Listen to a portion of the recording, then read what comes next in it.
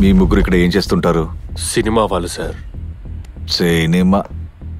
ఏ ముఖం రా నీది? నా మొహానికి తక్కువేంటి? ముఖానికేం తక్కువ లేదనుకో. ఇదేంట్రా, గంజాయా? బీడీ సార్. తాగితే కేసు పెట్టరు. తాగితే కేసు లేదు కదా, అయితే నీకు చట్టం బాగా తెలుసు. కొంతవరకు. నీ ఇల్లెక్కర్రా? పక్క ఊరే సార్. పక్క ఊరేంట్రా? ఈ ఫ్లాట్ ఎవరిది? నా ఫ్రెండ్ ఫ్లాట్ సార్. నిన్న రాత్రి ఇక్కడ ఏం జరిగిందో వివరంగా చెప్పి తీరాల్సిందే. శశిని చూసి భావోద్వేగానికి గురైన శకుంతల, మీరిక్కడ లేని జీవితం చాలా విషాదంగా గడిచిపోయింది. ఒక్కొక్క క్షణము నిన్నే తలుచుకుంటూ విరహంతో ఉన్నాను. ఏం చేయాలో తెలియక శశిని తను పెళ్లి చేసుకుంది. The end.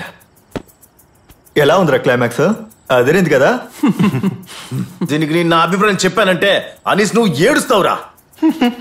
ఇందులో ఏం తక్కువైంది? సూపర్ గా ఉందిగా. అవునవును. ఎరా తెలివి తక్కువ దద్దమ్మా. అసలు నువ్వు రాసింది కదేనా? కన్న తండ్రిని చంపి జైలుకెళ్ళినా ప్రియుడు శశి కోసం శకుంతల ఎదురు చూస్తుందా? ఎరా రే, ఇలా కథ రాస్తున్నావే, నీకు అసలు తెలివే లేదా? వాడి మైకం వల్ల క్రియేటివిటీ చాలా ఎక్కువైంది, అంతే కదరా? రే, తిండి గురించి తప్పుగా మాట్లాడకూడదు. ఇది చెప్తుంటే ఒక విషయం గుర్తొస్తోంది. మొత్తు దిగింద్రా. నువ్వు రోల్ చేసావంటే మనం లైట్ ఒకటి సెట్ చేసి న్యూస్ అండ్ క్లైమాక్స్ ఒకటి తయారు చేద్దాం. కానీ అతను చెప్పేదే ముసలోళ్ళకి మాత్రమే బాగుంటుంది. దానికి 2 బం పేపర్ అయిపోయింది. అలాగైతే నువ్వు ఒక పని చెయ్యి, నాకు పఫ్ ఇవ్వు. అంతా అయిపోయింది. నువ్వు కొంచెం సైలెంట్ గా ఉండు. ఫుడ్ కోసం వెళ్ళినప్పుడు తీసుకుందాం. ఏదో చేసుకోపో. పదరా వెళ్దాం.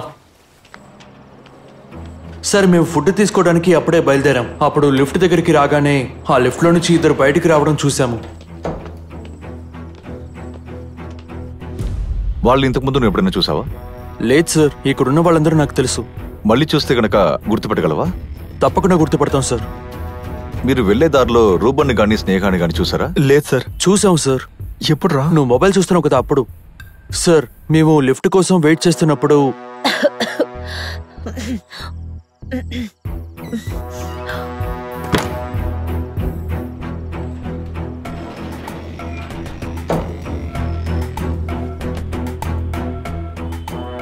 తర్వాత సార్, మా బండి కింద పార్కింగ్ లో ఉంది.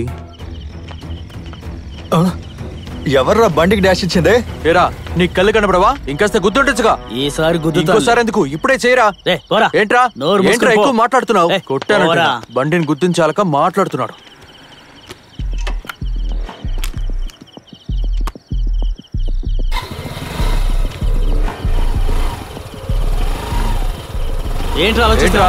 నాకు తెలిసి వాళ్ళు రూబన్ ఫ్లాట్ కి వచ్చిన మనుషులే ఉంటారు అనుకుంటా సార్. సార్, 80లో ఎవరో ఉన్నట్టున్నారు, కానీ డోర్ ఓపెన్ చేయట్లేదు. ఇదిగో వీళ్ళ పేరు, అడ్రస్, ఇంకా మిగతా డీటెయిల్స్ అన్ని తీసుకో.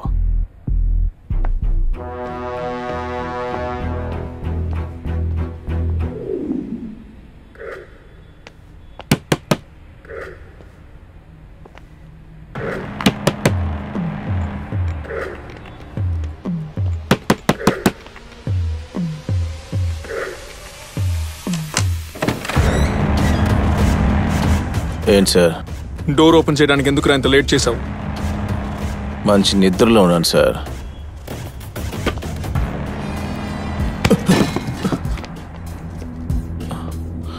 ఈ టైంలో ఎవడో పడుకొని నిద్రపోయేది? ఆ పక్క ఫ్లాట్ లో స్నేహ ఇంకా రూబన్ని హత్య చేశారు, నీకు తెలుసా? అయ్యో లేదు సార్, నేను నిన్న ఆఫీస్ నుంచి వచ్చి ఈ పెయింటింగ్ లో బిజీగా ఉన్నాను సార్.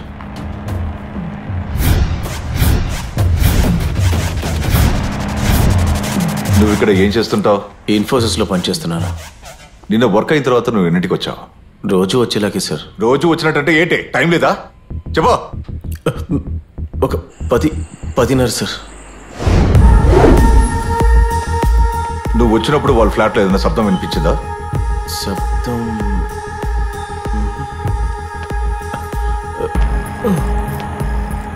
ఏమైంది? ఏం నిర్ణయించుకున్నావు? నిన్నే అడిగేది, చెప్పు. నేను చెప్పాను కదా నా వల్ల కాదు అని. ప్రతిసారి ఇదే మాట చెప్పడం చాలా విసుగ్గా ఉంది.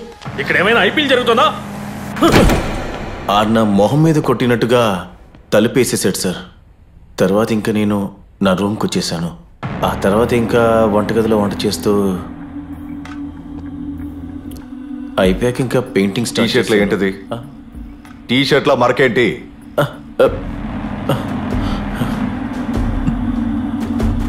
పెయింటింగ్ వేసేటప్పుడు అది పెయింట్ అంటుకుంది సార్. నీ చేతికి ఆ గాయం ఏంటి? ఎలా అయింది? సార్ నిన్న రాత్రి ఎలా జరిగిందో నాకు అసలు కరెక్ట్గా గుర్తులేదు సార్. అనిల్ సార్, ఇతన్ని తీసుకెళ్లి ఫస్ట్ ఎయిడ్ చేయించు.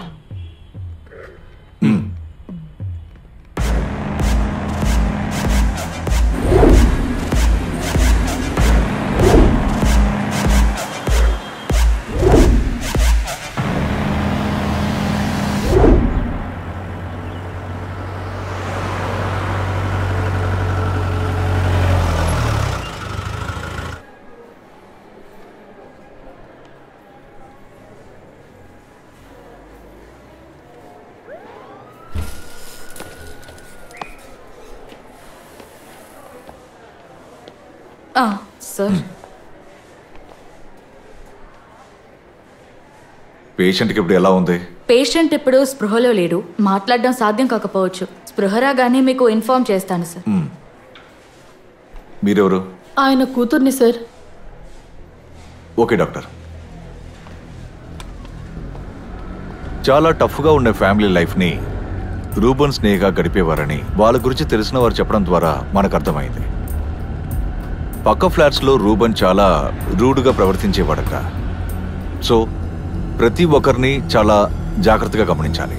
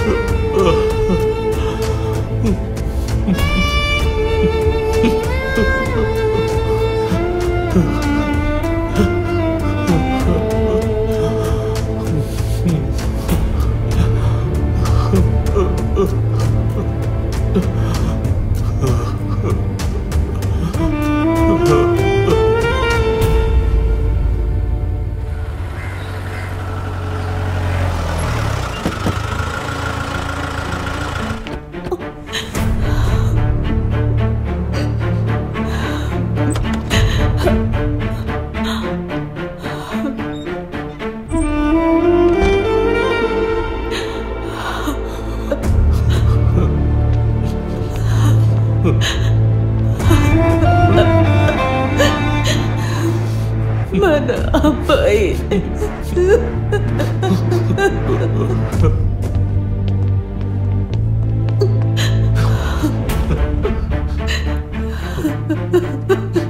మీ బాధ నాకు అర్థమవుతుంది, కానీ ఈ కేసు విచారణ కోసం నేను మరికొన్ని విషయాల్ని తెలుసుకోవాల్సి ఉంది.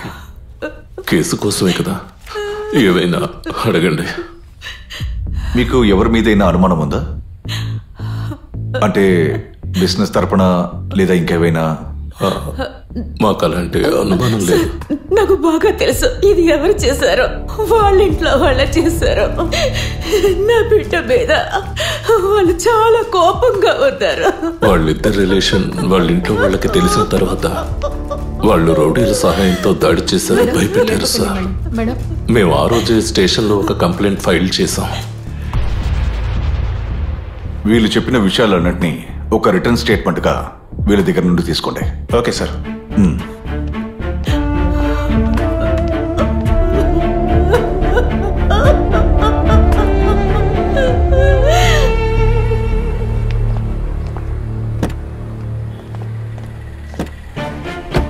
రూబన్ వాళ్ళ నాన్న ఇచ్చిన కంప్లైంట్ని వెతికి ఆ రౌడీల డీటెయిల్స్ తీయాలి. Okay sir. రూబన్ వాళ్ళ ఫ్రెండ్స్ డీటెయిల్స్ అడిగాను కదా, ఏమైంది?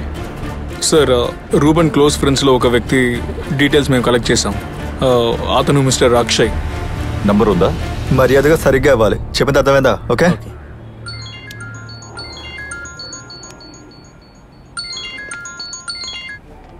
హలో.